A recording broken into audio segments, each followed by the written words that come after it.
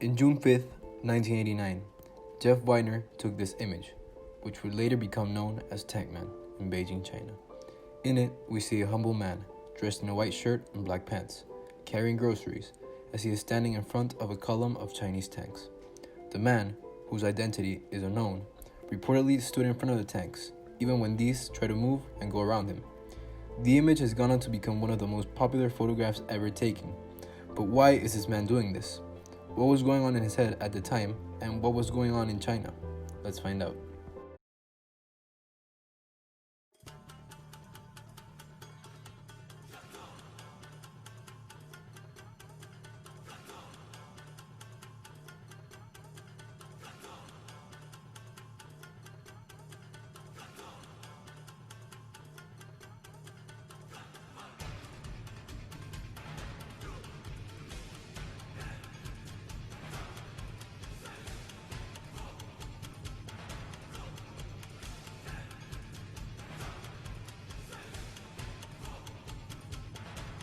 In the night of June 4th, Chinese troops marched their way to Tianamen Square, Beijing, in order to fend off the protests from the '89 Chinese democracy movement.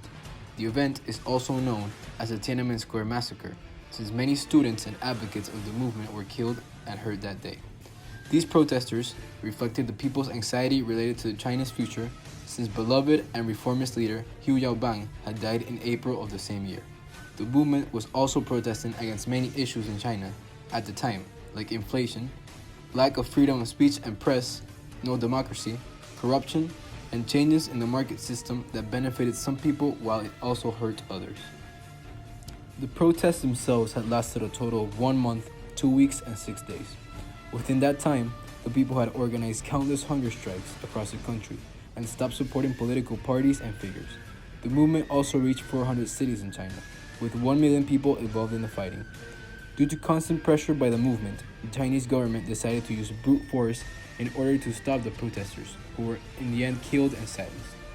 The massacre was highly criticized by other nations across the world, and embargoes were put on the country. Human rights organizations did not agree with what the Chinese government had done to its own people, who were fighting for freedom in their own suppressed country.